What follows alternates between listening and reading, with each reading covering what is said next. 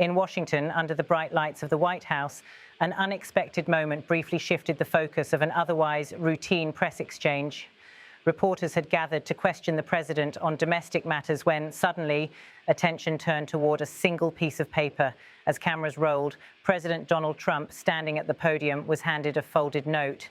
The note came from the newly appointed Secretary of State, Marco Rubio. For a moment, Trump glanced down at it, his expression tightening ever so slightly. Then Rubio himself walked toward the podium, leaned in close and whispered something to the president. The scene captured by the press pool on October 8, 2025, quickly became the defining image of the day. When Trump looked up again, he spoke not of domestic policy, but of an urgent development overseas. "I was just given a note by the Secretary of State saying that we're very close to a deal in the Middle East," the president told the room, "and they're going to need me pretty quickly, so we'll take a couple of more questions." Those words, seemingly off the cuff, immediately electrified the press corps.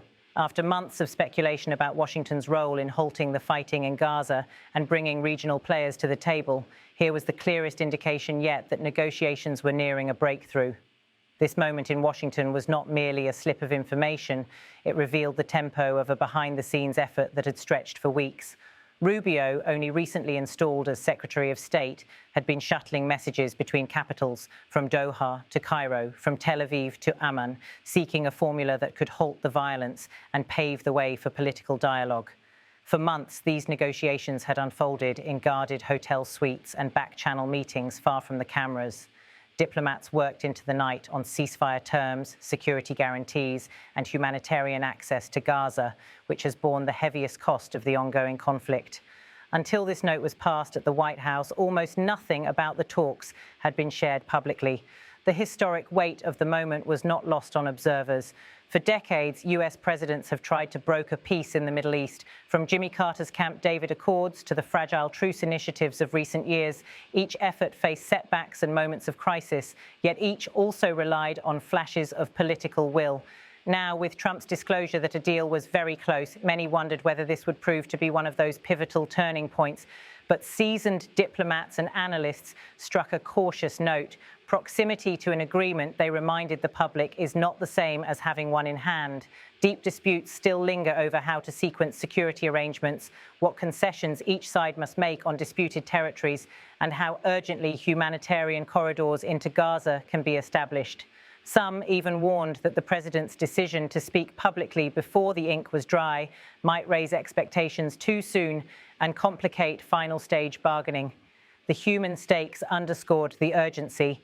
Gaza's hospitals remain overwhelmed, its neighborhoods scarred by months of bombardment. Hundreds of thousands of civilians have been displaced, with aid agencies reporting shortages of medicine, food, and clean water. As one senior US official confided to reporters, every day without a formal agreement meant more lives lost and more opportunities squandered.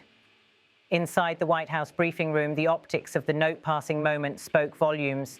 Rubio, a figure with both domestic political stature and new diplomatic authority, had physically stepped forward to whisper the news. The visual suggested an administration racing against time, its top officials coordinating in real time even as cameras flashed. For President Trump, the scene offered more than just a diplomatic update. It allowed him to project an image of leadership at a critical juncture, a commander-in-chief suddenly called to global duty in the middle of a routine event. For the journalists present, it became a rare glimpse into the urgency and immediacy of high-stakes negotiations. The disclosure also raised a profound question. Could this administration, often defined by combative rhetoric, actually broker one of the most elusive peace deals of the modern era? Past efforts have shown that Middle East diplomacy often advances in painstaking increments, punctuated by unexpected setbacks.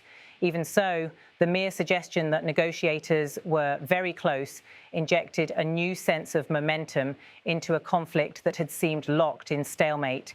Outside Washington, reactions were mixed. Some regional leaders privately welcomed the hint of progress, noting that any move toward de-escalation could ease humanitarian suffering.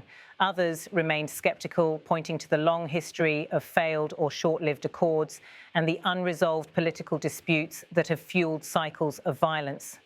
Meanwhile, in capitals such as Doha and Cairo, where mediators have played central roles in the shuttle diplomacy, officials kept largely silent, unwilling to jeopardize the fragile trust built during weeks of talks. Yet sources familiar with the discussion suggested that both humanitarian relief and mechanisms for a phased ceasefire were at the heart of the near-final text.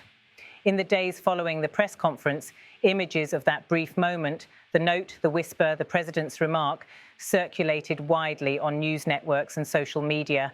Analysts replayed the footage, dissecting the president's tone and the look on Rubio's face, searching for hints of confidence or concern. Beyond the visuals, the moment captured something more enduring, a recognition that even in a deeply polarized Washington, the possibility of playing peacemaker on the world stage still carries enormous political weight. It also served as a reminder of how diplomacy often unfolds, not in grand televised announcements, but in hurried exchanges, passed notes, and whispered updates. As the press event drew to a close, Trump hinted he might be needed by negotiators almost immediately, cutting short further questions. For a president often at odds with the media, the remark carried an unusual tone of urgency and purpose. In retrospect, October 8, 2025 may be remembered as more than just another busy day in the White House briefing room. It could mark the moment the world glimpsed the possibility of a new chapter in the Middle East peace process, one announced not by a carefully scripted statement, but by a note hastily passed at a podium.